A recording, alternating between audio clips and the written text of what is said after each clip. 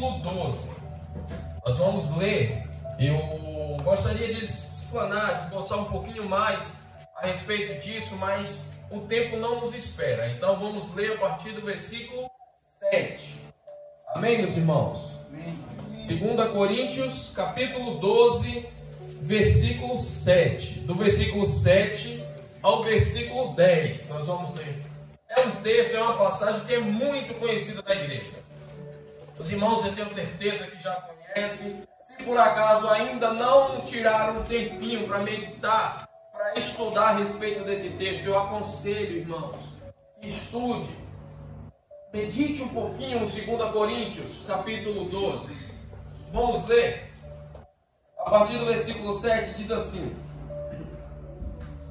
E para que não me exaltasse pelas excelências das revelações, foi-me dado um espinho na carne, a saber, um mensageiro de Satanás para me esbofetear a fim de não me exaltar.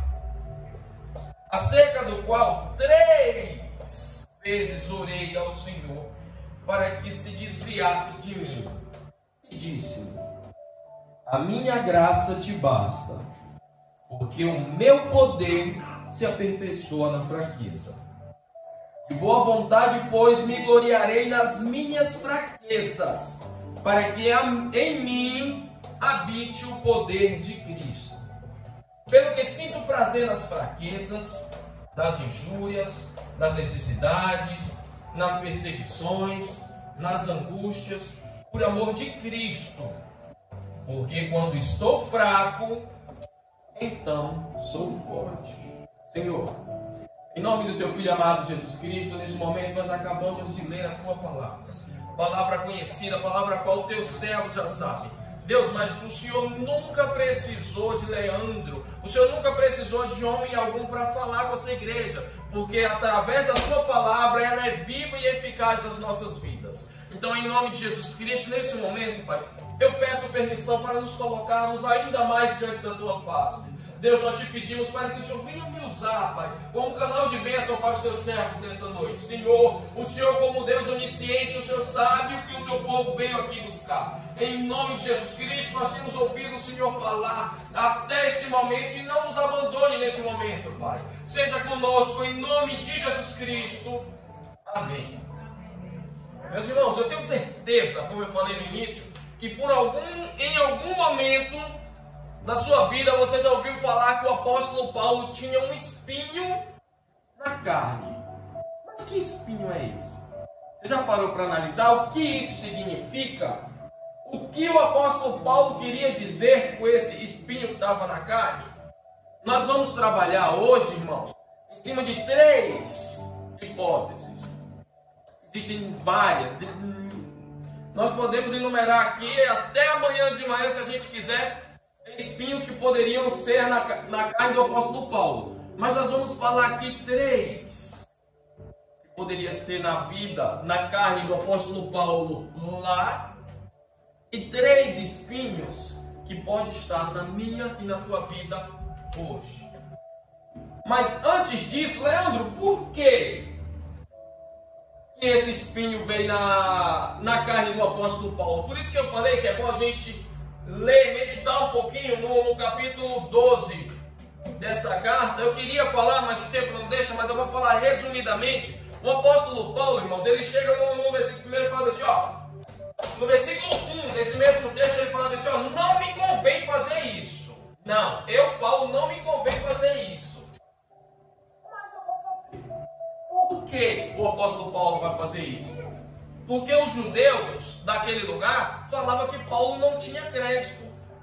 Sabe por que Paulo não tinha crédito? Porque o apóstolo Paulo ele era judeu de nascimento, só que os pais dele comprou para ele o direito de cidadão romano. Então eles consideravam que o apóstolo Paulo ele não era puro e ele não era um dos apóstolos genuíno de Jesus Cristo, porque ele não andava, ele não estava com Cristo. Então para eles o apóstolo Paulo não tinha moral para falar essas coisas.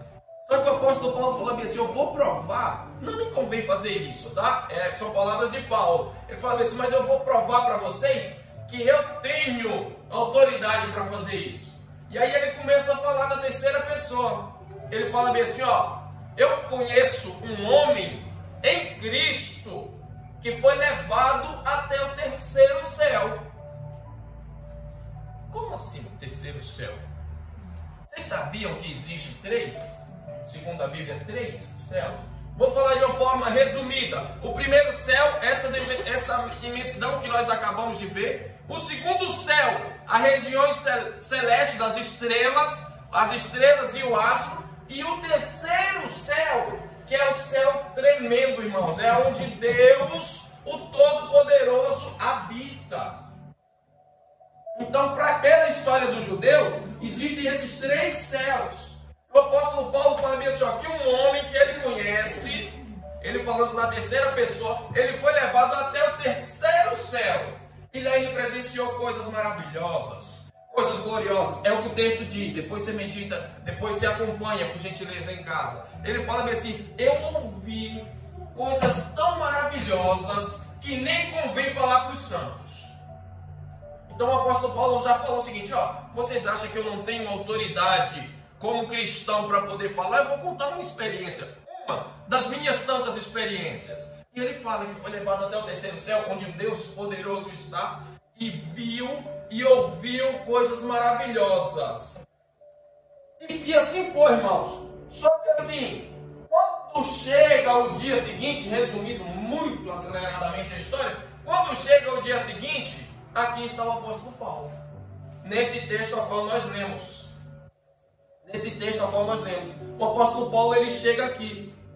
E aí você vai entender assim, por que o espinho foi posto na carne do apóstolo Paulo? Ele deixa claro no texto. Para não se gloriar. Para ele não se vangloriar. Vocês já imaginaram, irmãos, nos tempos atuais, como seria se o Leandro fosse arrebatado até o terceiro céu? Talvez você pode não acreditar, mas a Bíblia nos dá alguns exemplos de arrebatamento até o terceiro céu. No Antigo Testamento nós temos Enoque. Todo mundo sabe da história de Enoque. Elias é um caso de arrebatamento. O próprio Jesus Cristo, quando ele diz assim, quando ele estava sendo tentado por Satanás, que ele foi levado ao alto, ao pináculo do templo, lá em cima. Quem não sabe da história de um certo homem que diz assim, eu fui levado em espírito a um vale com ossos extremamente secos. Então eu só estou te dando alguns exemplos de arrebatamento, que se você não acredita, é bíblico.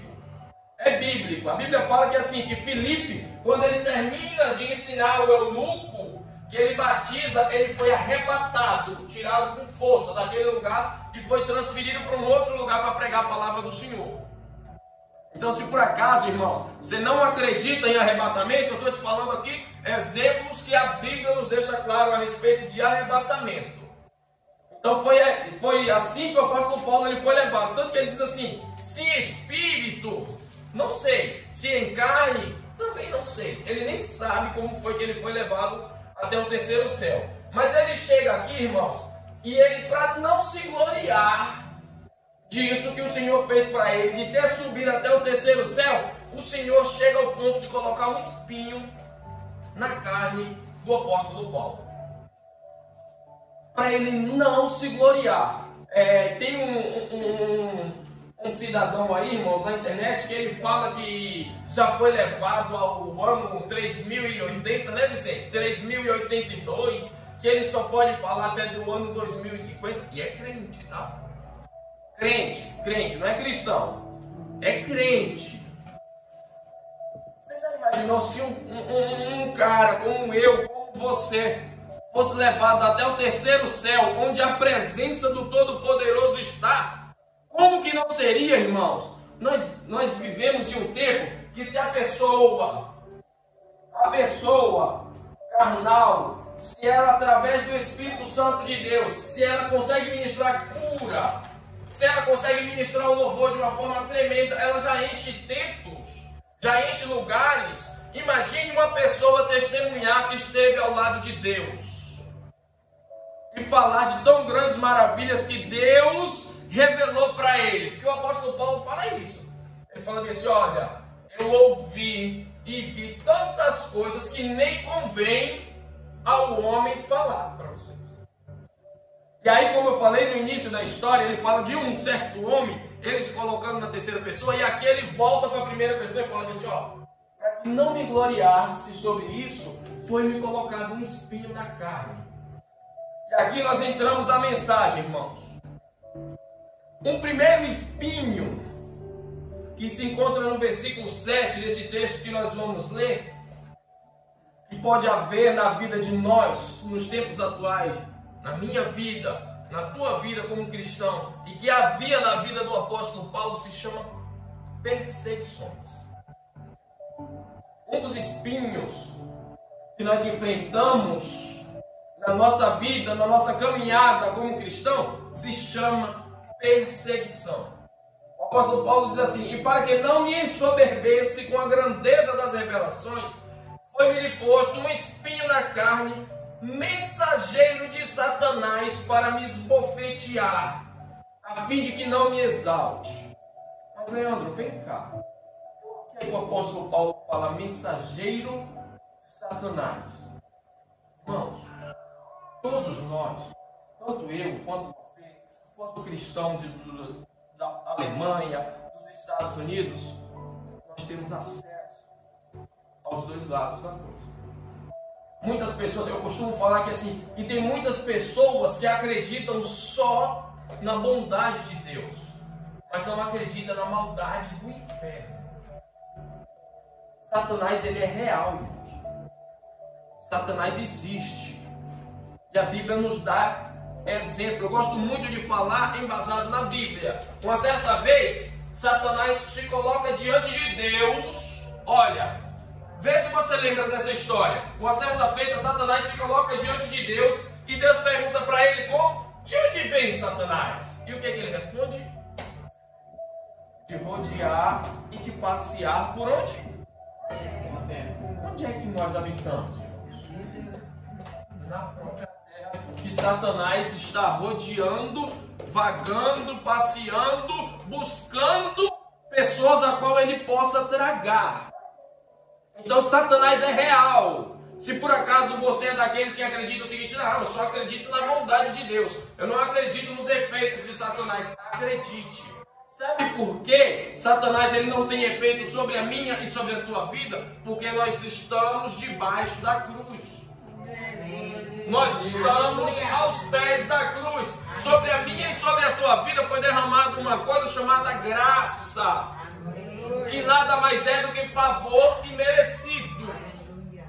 Então, assim como eu e você, nós podemos ser perseguidos pelos mensageiros de Satanás, pelas pessoas que estão aí para nos caluniar, os perseguidores desta vida, irmãos.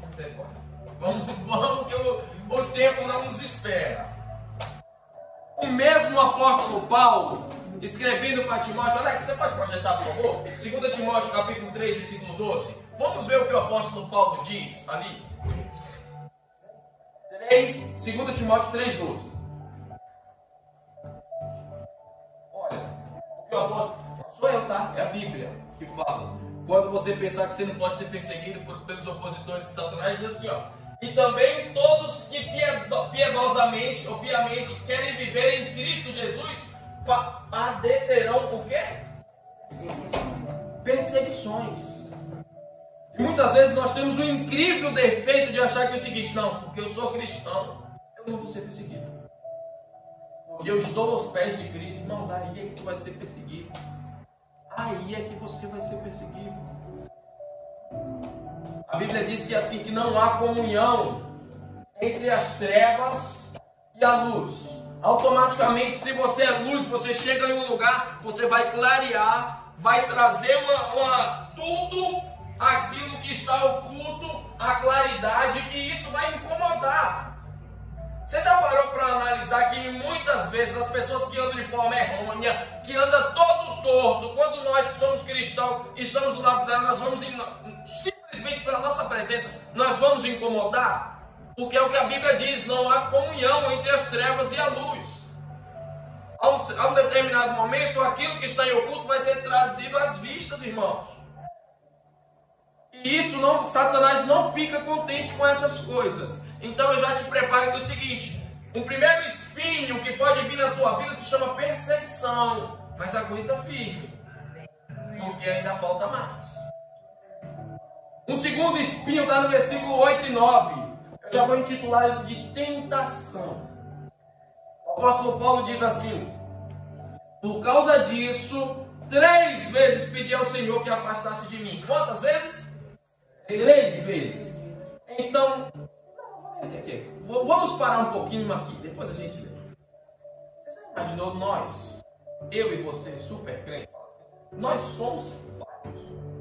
Nós somos fracos. Então nós sabemos, eu tenho situações, irmãos, que eu oro por ela há 5, 10 anos. Eu oro, sabe por quê? Porque eu sou, talvez daqui eu seja o mais indigno, o mais miserável pecador. Mas aqui nós estamos falando do apóstolo Paulo. O apóstolo Paulo, ele chega assim e fala: Senhor, quem está falando contigo aqui sou eu, Paulo, o teu servo. Porque quando ele ia se apresentar, ele se apresentava assim: quem é você? Paulo, servo. Depois que ele vinha com as credenciais dele. E aqui Paulo, ele está falando, ele fala assim: Senhor, teu servo, Paulo. Eu já falaria o maior missionário da terra.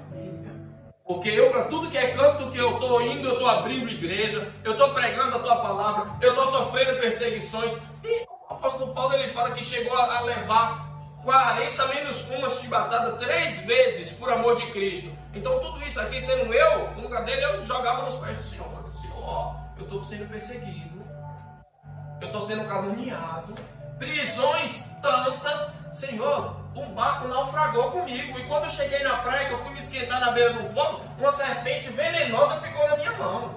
E eu estou vivo porque o Senhor está aqui. Então me atende, por favor, em oração. Senhor, eu não consigo. Já imaginou? Muitas vezes nós sentimos uma simples dor de cabeça e a gente já mentiu para a gente não ir na igreja. Às vezes a gente sente uma dorzinha. O apóstolo Paulo fala que assim, aqui ele orando, ele fala assim: Senhor, esse espinho está me atrapalhando de fazer a tua obra. Eu sou missionário, eu preciso embarcar, eu preciso viajar, eu preciso fazer a tua obra em todos os cantos dessa terra. Senhor, o Senhor está aí? Eu estou orando e não estou ouvindo a resposta do Senhor. Talvez eu tenha orado de forma errada. E aí, tome na oração de novo, o apóstolo Paulo. E começa a orar de novo, fala assim: Senhor, o que eu tenho feito para o Senhor não é suficiente? Porque a gente costuma falar isso: Senhor, eu estou na tua igreja, eu estou na tua casa. Tanto tempo, eu estou te servindo e o meu irmão consegue e eu não. Por que, Senhor? O apóstolo Paulo está falando assim: Senhor, por favor, tira de mim. Está me impedindo de fazer a tua obra. E mais uma vez o Senhor fica quieto. Já é clichê de nós falarmos, irmãos, que pior que um não de Deus é o silêncio dele. Porque parece que você não está falando com ninguém. Se você fazer uma pergunta para alguém e a pessoa te responder não, ela te deu uma resposta. Mas se você fizer uma pergunta para a pessoa e ela ficar em silêncio, caramba, será que não ouviu o que eu falei? Será que eu estou falando em um outro idioma? O apóstolo Paulo não foi diferente. Quando chega ao ponto do apóstolo Paulo falar pela 3ª vez, aí sim vinha a resposta do Senhor. Que é no seguinte, no versículo, ele diz assim: então ele me disse: a minha graça te basta, porque o poder se aperfeiçoa na fraqueza. Irmãos, para você, o que seria mais importante? Ter um espinho na carne e a graça do Senhor? Ou ser saudável e longe dele? Você está entendendo o porquê dessa palavra? O porquê do peso dessa palavra? O Senhor fala que assim: Paulo, a minha graça te basta. Só isso. Se eu te deixar sem um espinho na carne, talvez você não tenha a humildade de estar o tempo todo aos meus pés. Se eu te deixar sem um espinho na carne, talvez quando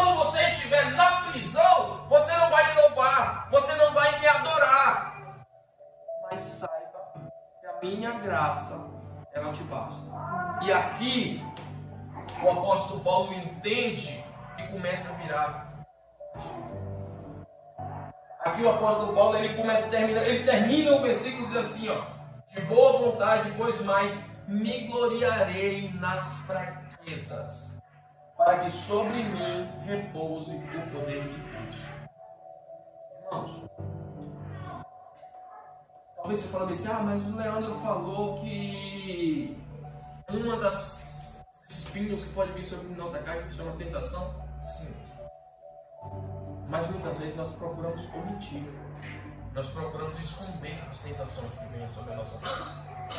Eu vou resumir esse texto, eu vou falar o seguinte: muitas vezes a gente fala assim, Senhor, o Senhor tem me tentado de tantas formas, eu te provo na Bíblia que você está errado. Se por algum momento você pensou assim, Senhor, eu estou sendo tentado de todas as formas. Tiago, capítulo 1, versículo 13 ao 15, por favor. Tiago, capítulo 1. Se você puder colocar, Alex, na NVI fica mais fácil para eles entenderem. Tiago, capítulo 1, versículo 13 ao 15. Muda a versão? Isso. Olha lá. Quando você pensar que Deus está te tentando, lembre desse texto. Marque ele e leia. Quando alguém for tentado, jamais deverá dizer, estou sendo tentado por Deus. Pois Deus não pode ser tentado pelo mal e a ninguém tenta.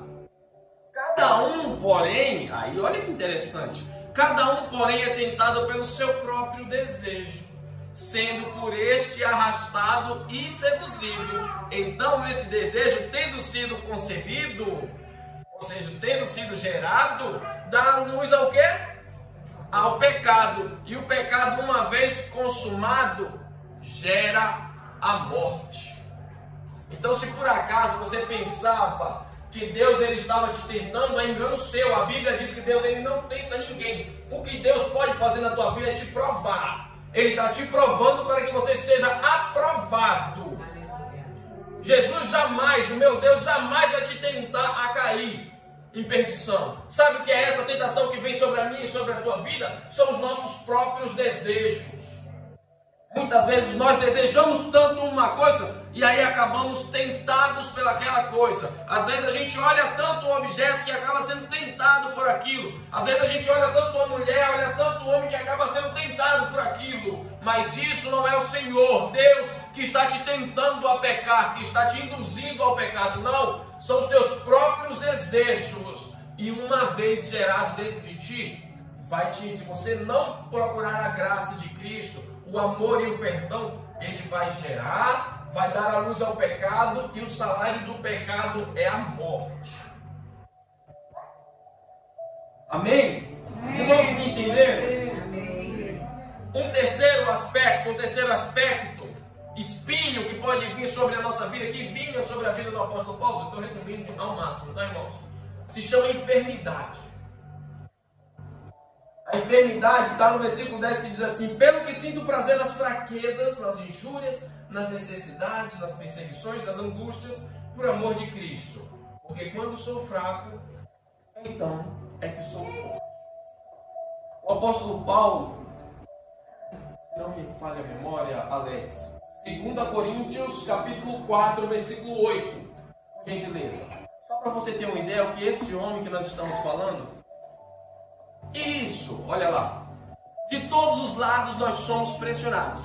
Paulo falando, mas não desanimados. Ficamos perplexos, mas não desamparados. Pula, Alex, por favor. Somos perseguidos, mas não abandonados. Abatidos, porém não destruídos. Trazemos sempre no corpo o quê? O morrer de Cristo, para que a vida de Jesus também seja revelada no nosso corpo. Então Paulo, que nós estamos falando aqui, que ele era perseguido, caluniado e tantas outras coisas, ele passou por um momento de enfermidade. E mais uma vez eu te falo, quer prova? Gálatas capítulo 4, Alex, versículo 13 ao 15 também. É só para nós sabermos. Como sabem, foi por causa de uma doença que anunciei o Evangelho a vocês pela primeira vez. Embora a minha doença tenha sido uma provação. Olha, a doença foi uma provação, não foi uma tentação, tá? Vocês não me trataram com desprezo ou desdém, ao contrário, receberam-me como se eu fosse um anjo de Deus, como o próprio Cristo Jesus. O que aconteceu com a alegria de vocês? Tenho certeza de que, se fosse possível, vocês teriam arrancado os próprios olhos para quê? Para dar-nos a mim. Então, uma das enfermidades que o apóstolo Paulo, e muitos os teólogos levam para esse ponto, falar que o espinho na carne do apóstolo Paulo era enfermidade, era isso aqui, cegueira. Você quer exemplo? Timóteo era um dos escritores das cartas de Paulo.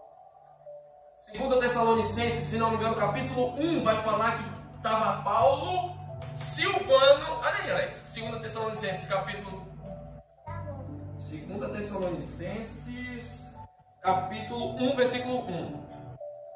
Paulo, Silvano e Timóteo. Esses eram os escritores de Paulo. Então Paulo falava e eles escreviam as cartas. E no final ele só assinava. Então um dos espinhos que o apóstolo Paulo enfrentava era a enfermidade. Por que Paulo, um homem que foi o que foi na Bíblia, enfrentava enfermidade muitas vezes como nós estamos enfermos? Nós procuramos falar assim: Senhor, o Senhor me abandonou. Eu vou resumir e vou encerrar. Sabe por quê? Nós precisamos enfrentar enfermidades para concluirmos acreditando no que o final do versículo 10 diz, Alex. Lá no texto principal. 2 Coríntios capítulo 12, versículo 10. Olha lá. Pois quando sou fraco, então é que sou forte. Sabe por quê? Porque enquanto nós, eu e você, temos força, nós tentamos ir com os nossos braços, nós tentamos ir do nosso jeito. Mas aí, quando não tem mais jeito pra gente, o que é que a gente faz? Senhor, está em tuas mãos. Deixa eu te passar uma receita, assim, que eu já falei aqui. Não, também que eu já falei aqui. Faça o caminho inverso. Antes de tentar com as tuas forças, entregue nas mãos do Senhor. E aí, em conjunto com isso, vai também. Uma das coisas desesperadoras que eu vejo é o seguinte: olha, o teu irmão, o teu pai, o teu esposo, o teu amigo, ele está enfermo, ele está internado, e agora só Deus. Ai, meu Deus, meu irmão não tem mais jeito, meu irmão vai morrer. Meus irmãos, agora é que ele está seguro. Agora é Deus quem pode agir. Por quê? Porque os homens esgotaram as forças dele. E agora é o Senhor que vai agir. Então, todas as vezes que você estiver passando por um período de enfermidade, por um momento de enfermidade, faça igual o apóstolo Paulo. Fala assim: Senhor, agora que eu estou fraco, agora que eu estou fraco, é que o Senhor me dá o alicerce e me diz que agora é que eu sou forte. Porque o poder do Senhor, ele se aperfeiçoa na minha fraqueza. Amém? Eu agradeço a oportunidade. Deus abençoe a vida dos irmãos.